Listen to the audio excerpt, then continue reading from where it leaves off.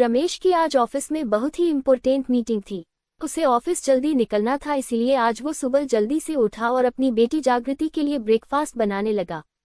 जागृति भी जाग गई थी, लेकिन आज उसे थोड़ी सुस्ती लग रही थी, इसलिए वो बेड पर ही थी। तभी उसकी नज़र घड़ी पर गई तो उसमें 7:30 बज गए थे। जागृति, अरे बाप रे, 8 बजे बज गए। पता नहीं क्या हो गया मुझे, आज इतनी देर तक सोई रही। अब स्कूल जाने में देर हो जाएगी और आज तो मैथ का पेपर है। वो जल्दी से उठी और फटाफट तैयार होकर डाइनिंग टेबल पर बैठी ही थी कि उसके पापा उसके लिए ब्रेड लेकर आए। ब्रेड को देखकर जागृति ने कहा, जागृति, पापा, ये ब्रेड का क्या किया आपने? ये तो पूरी तरह जल गई है। रमेश, अरे वो ऑमलेट बना रहा था तो ब्रेड पर ध्यान ही नहीं रहा, इसलिए जल गया। रुको, मैं तुम्हारे लिए ऑमलेट लेकर आता हूँ। जब वो ऑमलेट लेकर आया तो ऑमलेट की हालत भी ब्रेड की तरह ही थी। पूरी तरह जली हुए ऑमलेट को देखकर जागृति ने अपने पापा की ओर मुस्कुराते हुए देखा और कहा, जागृति, मैं जानती हूँ वो आप एक तरफ ब्रेड सेक रहे थे, इसीलिए ऑमलेट पर ध्यान नहीं रहा, इसलिए जल गया। उसकी बात सुनकर दोनों खिलखिलाकर हंस पड़े। रमेश, सॉरी बेटा, वो क्या है ना कि आज तुम्हारे पापा की एक जरूरी मीटिंग है तो मैं ब्रेकफास्ट कम बना रहा था और मीटिंग के बारे में ज्यादा सोच रहा था। जागृति, अरे कोई नहीं पापा, कभी कभी जली चीजों में भी बहुत स्वाद होता है। बस शर्त है कि वो पापा ने जलाए हो। रमेश, सुन बेटा, मैं निकल रहा हूँ, तुम्हारी भी बस थोड़ी देर में आ जाएगी। ये कहकर रमेश निकल गया। पिछले 5 साल से रमेश जागृति के लिए उसकी माँ और पापा दोनों का रोल निभा रहा था।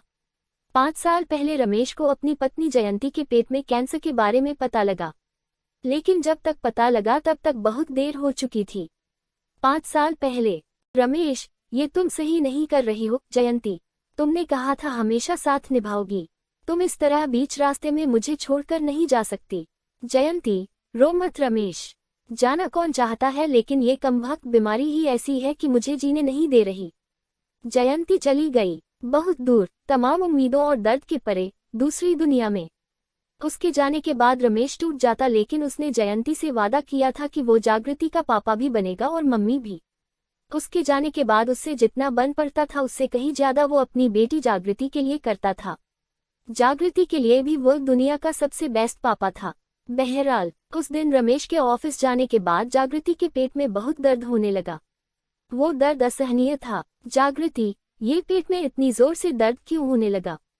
पापा को कॉल करूं क्या? नहीं, उनकी तो आज बहुत ही इम्पोर्टेंट मीटिंग है। जागृति ने बर्दाश्त करने की बहुत कोशिश की, लेकिन दर्द तो कम होने का नाम ही नहीं ले रहा था। तभी उसे लगा कि उसके कपड़ों में कुछ लगा है। वो बाथरूम गई, लेकिन बाथरूम जाकर उसने जो देखा उसे देखकर वो बहुत डर गई। जागृति, ये क्या हो गया है मुझे? ये तो खून है, ऐसा तो पहले कभी नहीं हुआ। कहीं मुझे कोई बड़ी बीमारी तो नहीं हो गई? यह उसका पहला पीरियड था। उसकी माँ तो थी नहीं, इसलिए उसे इसके बारे में कुछ भी पता नहीं था। वो बेहद डर गई थी। उसे समझ नहीं आ रहा था कि वह किससे बात करे और इस बारे में किससे पूछे। उसने अपनी बेस्ट फ्रेंड श्वेता को फोन किया, लेकिन उस दिन फोन का नेटवर्क बहुत ही खराब था। वो उसे फोन पर अपनी कंडीशन बताने की कोशिश करने लगी, लेकिन जागृति, तू सुन रही है ना श्वेता, मैं क्या कह रही हूँ? श्वेता, यार जागृति, तू जोर से बोलना, तेरी आवाज बिल्कुल नहीं आ रही है। इसी बीच फोन कट गया। जागृति ने फिर से श्वेता को कॉल करने की कोशिश की, लेकिन उसका नंबर नहीं लगा। वैसे तो जागृति के और भी दोस्त थे, लेकिन वह किसे फोन कर ये सब बताए, उसे समझ नहीं आ रहा था। स्कूल की बस के आने का समय भी हो रहा था। आज वो स्कूल छोड़ भी नहीं सकती थी, क्योंकि आज उसका मैथ्स का पेपर था। वो अपने ख्यालों में खोई हुई थी। तभी स्कूल के बस के हॉर्न की आवाज आई। वो अनमने ढंग से स्कूल बस की ओर निकल पड़ी। जैसे ही वो बस में चढ़ी, सभी स्टूडेंट्स उसे घूर घूर कर देखने लगे। जागृति, ये सभी लोग मुझे घूर घूर कर देख रहे हैं। जरूर इन्हें भी मेरे कपड़ों में लगा खून दिख गया होगा। अब इन सभी को पता लग जाएगा कि मुझे खतरनाक बीमारी हो गई है और सभी मुझसे दूर रहना चाहेंगे, कोई मेरे पास नहीं आएगा। जैसा जागृति ने सोचा था, बस में बैठी सारी लड़कियां उसके साथ वैसा ही व्यवहार कर रही थी। सीमा, अरे अलका, पूनम, मालती, इस जागृति से दूर ही रहना सब लोग। देख रही हो ना, उसके कपड़ों में खून लगा है। उसे बहुत खतरनाक बीमारी हो गई है, उससे दूर रहना होगा हमें।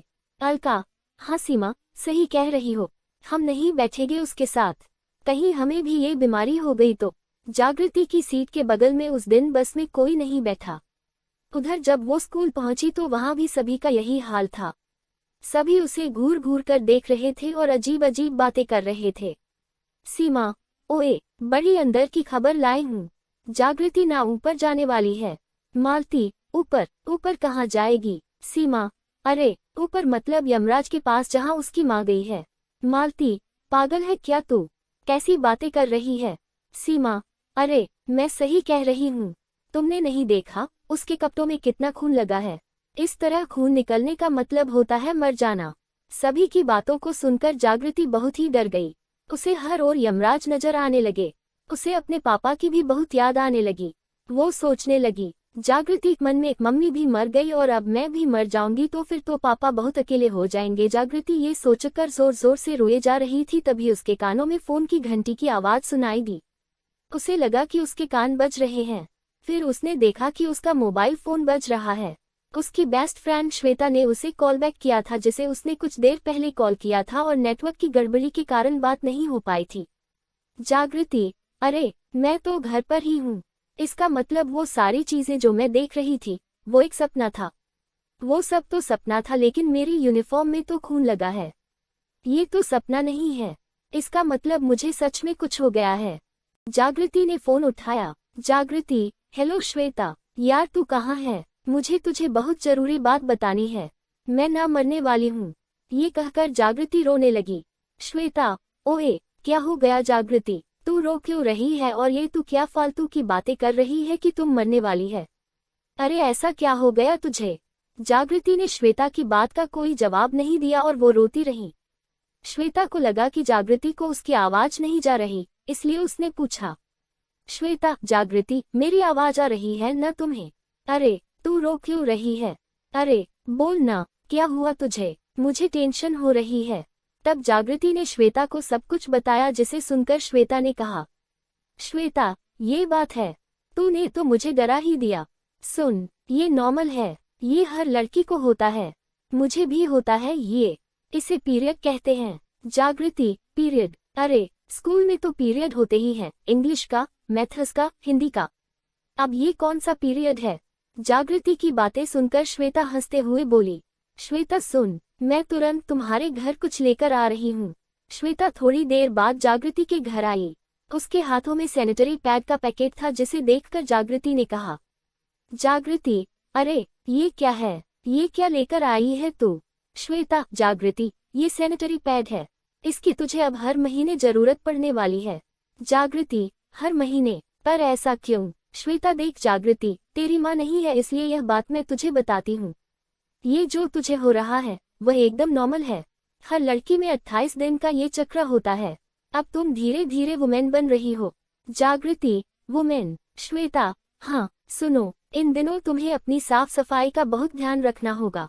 तुम्हारा मूड भी कभी अच्छा तो कभी खराब रहेगा, लेकिन फिर सब नॉर्मल हो जाएगा। और हाँ, इस पैक में सारे इंस्ट्रक्शंस दिए हैं, उसे पढ़कर तुम इसे इस्तेमाल करना जान जाओगी। पीरियड ये भी बताता है कि तू बिल्कुल नॉर्मल है। श्वेता की बातों को सुनकर जागृति ने उसे गले लगा लिया। दोस्तों, आज भी लड़कियां पीरियड को लेकर ज्यादा जागरूक नहीं हैं। वो डर जाती है जब उन्हें पहली बार पीरियड होता है। संकोचवश वो किसी से कुछ भी नहीं कह पाती और वो अपने आप को दोषी समझने लगती हैं। आप उन्हें समझाएं, ये तो एक प्रक्रिया है जिसका हर लड़की को सामना करना पड़ता है और ये बहुत ही सामान्य प्रक्रिया है, इसलिए डरे नहीं, जागरूक बने। दोस्तों, अगर हमारी वीडियो आप लोगों को पसंद आई है तो प्लीज़ लाइक सब्सक्राइब करना ना भूलें। धन्यवाद।